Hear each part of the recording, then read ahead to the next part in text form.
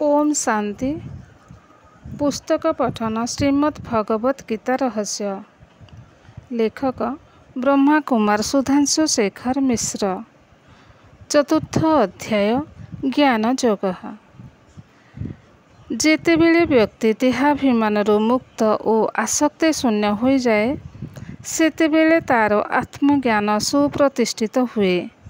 एहीपरि व्यक्ति अहंकार शून्य होई तांकर समस्त कर्म को यज्ञ रूपरे संपादन करिपारନ୍ତି।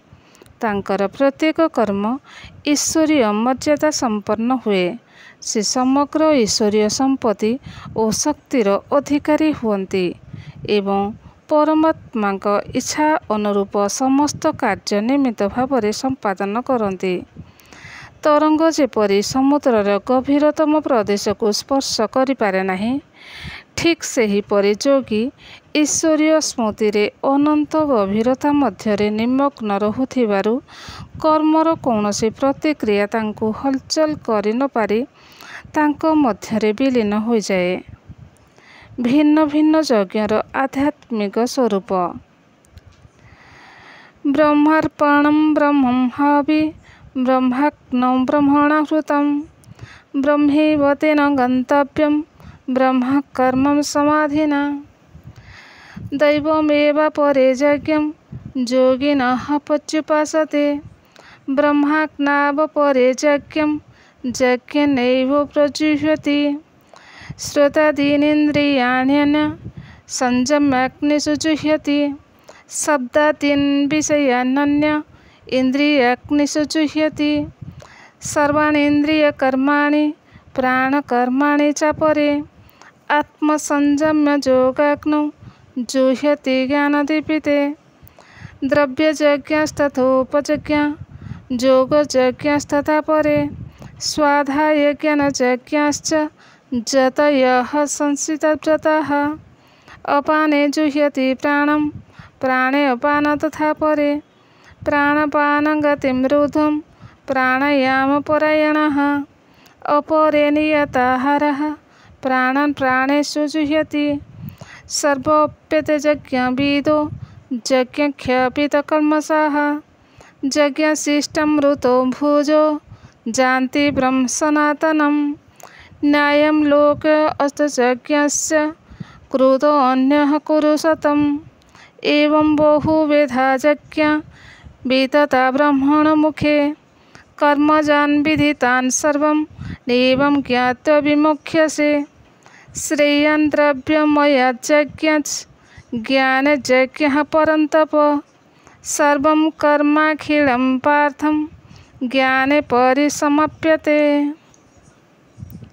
अर्थ आहुति पाई व्यवहृत श्रुतादि ब्रह्म घृत ब्रह्म ब्रह्मरूप अग्निरे रुद्ध द्वारा होम करिथान्ति। ब्रह्मरूप कर्मरे समाधिस्थ सेही व्यक्ति द्वारा ब्रह्म ही लक्ष्य हुअन्ति। केही केही योगी दैवयज्ञ अनुष्ठान करନ୍ତି। अन्य केही केही ब्रह्मरूप अग्निरे यज्ञर द्वारा ही यज्ञ को अर्पण करନ୍ତି। अन्य केही चक्षु कर्णादि इंद्रियगण को संयम रूपे अग्निरे आहुति दियन्ति। अन्यान्य लोके शब्दादि विषय समूह को इंद्रिय रूप अग्निरे आहुति दियन्ति। अन्य केही केही समस्त इंद्रिय मानक कर्म और प्राणशक्तिर कर्म ज्ञान कर्तृत्व प्रदीपित आत्मसंयम रूप अग्निरे होम करिथान्ति। केही केही व्यक्ति द्रव्ययज्ञ परायण तपयज्ञ परायण योगयज्ञ परायण तथा अन्य केही केही दृढ़ व्रतता यज्ञशील स्वाध्याय और ज्ञानयज्ञ परायण हुअन्ति। आउ मध्य अन्यान्य योगीगण अपान वायुरे प्राण को प्राण वायुरे अपान वायु को होम करନ୍ତି। अन्य केही केही प्राण और अपानर गतिरोध पूर्वक प्राणायाम परायण होइथान्ति। अन्य केही केही परिमिताहारी होई प्राणवायु समूह को प्राणवायुरे होम करନ୍ତି। एही समस्त यज्ञकर्तागण ଯଜ୍ଞ ଦ୍ୱାରା ନିଷ୍ପାପ ହୁଅନ୍ତି। ଅମୃତ ସ୍ୱରୂପ ଯଜ୍ଞଶେଷ ଭୋଜନକାରୀ ବ୍ୟକ୍ତିଗଣ ସନାତନ ବ୍ରହ୍ମଙ୍କୁ ବା ପରମାତ୍ମାଙ୍କୁ ପ୍ରାପ୍ତ ହୁଅନ୍ତି। ହି କୁରୁଶ୍ରେଷ୍ଠ ଅର୍ଜୁନ, ଯଜ୍ଞାନୁଷ୍ଠାନହୀନ ପୁରୁଷର ଏହି ଲୋକ ହିଁ ନାହିଁ। ପରଲୋକ କଥା କ'ଣ ବା କହିବା? ଏହିପରି ଅନେକ ପ୍ରକାର ଯଜ୍ଞ ବ୍ରହ୍ମାଙ୍କ ମୁଖରେ ବିସ୍ତୃତ ହୋଇଛି। ସେହି ସବୁକୁ କର୍ମରୁ ଉଦ୍ଭୂତ ବୋଲି ଜାଣ। ଏହିପରି ଜାଣି ମୁକ୍ତିଲାଭ କରିବ।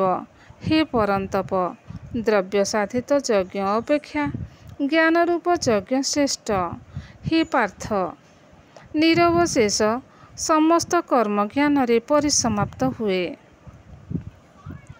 ବ୍ୟାଖ୍ୟା: ଗୀତା ସ୍ଥୂଳ ଅର୍ଥରେ ଯଜ୍ଞ କର୍ମ କଥା କହିନାହିଁ। ଉପରୋକ୍ତ ବ୍ରହ୍ମାର୍ପଣ ଶ୍ଲୋକରେ ଯଜ୍ଞ ସମ୍ବନ୍ଧରେ ଯେଉଁ ରୂପକାମୁକ ଭାଷା ପ୍ରୟୋଗ କରାଯାଇଛି, ସେଥିରୁ ଏହା ସୁସ୍ପଷ୍ଟ ଯେ ଗୀତା ଏହାକୁ ଆତ୍ମାର ଆଭ୍ୟନ୍ତରୀଣ କ୍ରିୟା ରୂପେ ସ୍ୱୀକାର କରିଛି। ସ୍ଥୂଳ ଯଜ୍ଞରେ ଜଡ଼ ଅଗ୍ନିରେ ଘୃତାହୁତି ଦିଆଯାଏ, କିନ୍ତୁ ଏଠାରେ ଯେଉଁ ସୂକ୍ଷ୍ମ ଯଜ୍ଞ କଥା କୁହାଯାଇଛି, ଏହାର ଅଗ୍ନି ଜଡ଼ ଅଗ୍ନି ନୁହେଁ। ତାହା ହେଉଛି ଯୋଗୀର ଅନ୍ତରରୁ ଉଦ୍ଭବ ଭଗବତ୍ମୁଖୀ ତୀବ୍ର ଅଭିପ୍ସାର ଶିକ୍ଷା ବା ଯୋଗାଗ୍ନି। ଈଶ୍ୱରୀୟ ଅବତରଣର ପ୍ରତ୍ୟକ୍ଷତାକୁ ଅନୁଭବ କରି ଈଶ୍ୱରୀୟ କର୍ମର ପ୍ରକୃତ ରହସ୍ୟକୁ ବୁଝି ସେହି ଅନୁସାରେ ଯେଉଁ କର୍ମ କରାଯାଏ, ତାହା ହିଁ ଯଜ୍ଞକର୍ମ। କେହି କେହି ପରମାତ୍ମାଙ୍କୁ ବିଭିନ୍ନ ନାମ ରୂପରେ ପରିକଳ୍ପନା କରି ନାନା କ୍ରିୟା ଓ ଅନୁଷ୍ଠାନ ଦ୍ୱାରା ଉପାସନା କରନ୍ତି। କିନ୍ତୁ ଯିଏ ପ୍ରକୃତ ଜ୍ଞାନୀ, ସେ ସମସ୍ତ କର୍ମକୁ ଯଜ୍ଞ ରୂପରେ ସମ୍ପନ୍ନ କରି ପରମାତ୍ମାର୍ପଣ କରିଦିଏ। ଈଶ୍ୱରୀୟ ଜ୍ଞାନ ଓ ଯୋଗ ମାର୍ଗରେ ନିଜକୁ ପରିଚାଳିତ କରେ। ତାହା ହିଁ ତାର ଏକମାତ୍ର ସାଧନା ଓ ଧର୍ମ। କ୍ରମଶଃ ଓମ୍ ଶାନ୍ତି।